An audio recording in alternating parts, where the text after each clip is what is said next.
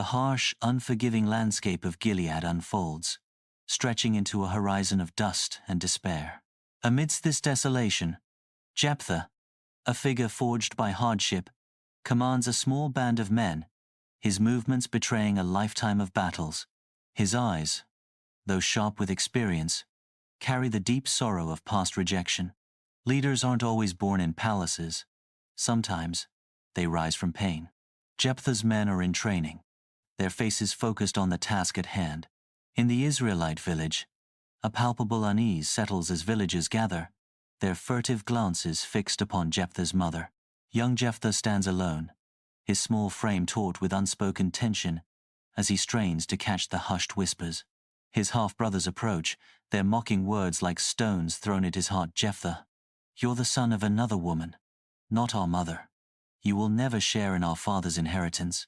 Taunts fill the air as they encircle him, each word a deliberate act of cruelty designed to isolate him further. Get out, and don't come back. He retreats, driven from the heart of the village by their relentless verbal assault. A solitary figure of quiet suffering. Years pass in the harsh land of Tob. Jephthah rises, a warrior both feared and revered. He leads outcasts, their bonds strengthened by shared trials, under the relentless sun. A cloud of dust heralds riders, their faces grim with news. The Ammonites threaten Israel. The messengers from Gilead approach, desperation etched on their faces, begging Jephthah to lead their army, to become their champion against the encroaching darkness. In the dimly lit tent, shadows dance across the faces of the Israelite elders, their expressions a tableau of desperation and fading hope. Jephthah stands before them, a reluctant beacon of strength, his face a canvas of inner turmoil as he absorbs their fervent pleas. Jephthah, you are our only hope, the Israelite elders cry out, their voices echoing with a mix of desperation and fervent prayer. A heavy silence descends, broken only by Jephthah's resolve. I will help you, he proclaims, his voice resonating with newfound resolve. His conditions hang heavy in the air. If I win, I will be your leader. Jephthah's eyes harden, reflecting the weight of his decision and the path now laid before him. Before the Ark of the Covenant, Jephthah kneels in solemn prayer, his face etched with the grim determination of a warrior. His voice, a deep rumble, echoes with a vow that binds him to an unforeseen sacrifice. If you give me victory, Lord, I will give you the first thing that comes out of my house to greet me. Unaware, Jephthah's commitment seals a destiny fraught with heartbreaking consequence. The price of victory looms, veiled in the innocence of Jephthah's unknowing pledge. The battlefield roils with clashing steel and desperate cries as Israelites and Ammonites engage in a brutal struggle. Jephthah's unwavering resolve cuts through the chaos, his commands galvanizing the Israelite troops. Fueled by faith and Jephthah's leadership, the Israelites fight with unmatched ferocity, their faith a shield. God favors the Israelites, turning the tide of battle as the Ammonite lines begin to falter.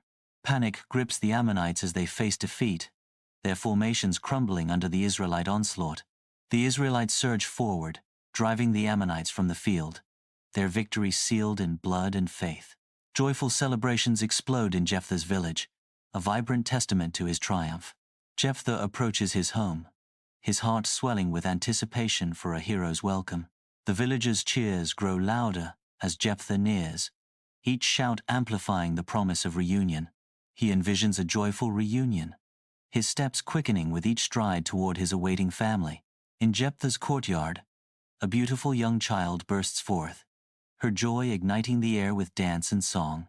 Her movements are fluid, a whirlwind of youthful exuberance as she approaches. Her voice fills the courtyard, a melody of pure, unbridled elation that echoes through the space. Jephthah's daughter rushes forward, eager to embrace the figure who has just returned. Time stands still as she approaches, the world holding its breath in anticipation of their reunion. Her father watches, his expression a complex mix of love and foreboding as his daughter approaches. Inside his home, Jephthah crumbles, his sorrow a tempest of tears and despair. His grief escalates as Jephthah tears at his robes, overwhelmed by the weight of his vow.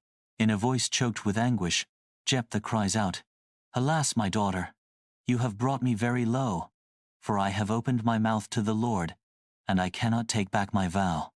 Silence descends as Jephthah's daughter absorbs the weight of her father's words, her expression unseen.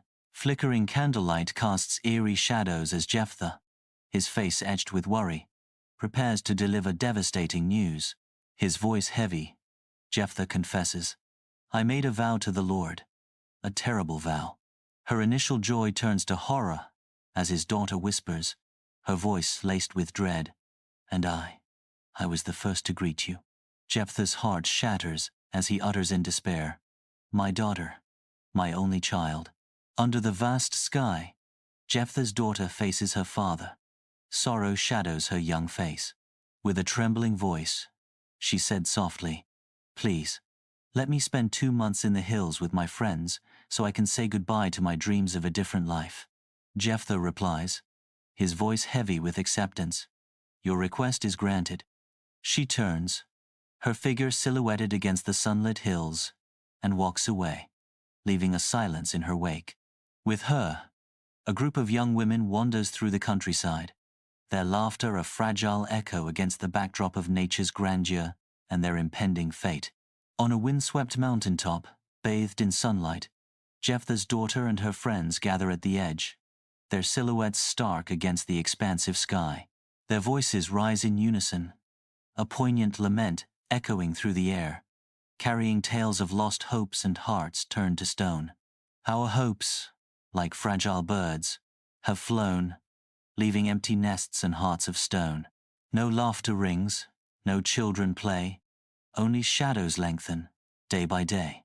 The vast landscape stretches out before them, a breathtaking panorama that contrasts sharply with the sorrow etched on their faces.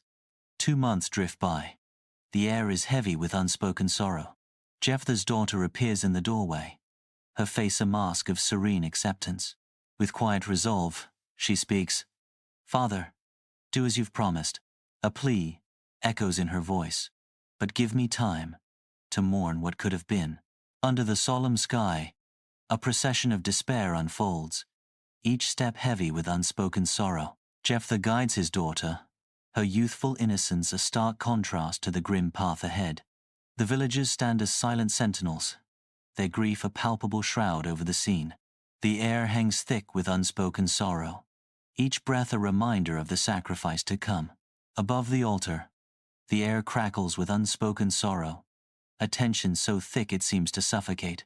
The impending sacrifice looms, its details obscured, leaving only the raw, palpable emotion. Jephthah's face is a study in anguish, each line a testament to the crushing weight of his choice. His daughter stands before him, a serene mask of acceptance veiling her inner turmoil. A quiet strength radiates from her, a beacon in the heart of despair. The moment hangs suspended, a breath held before the inevitable plunge.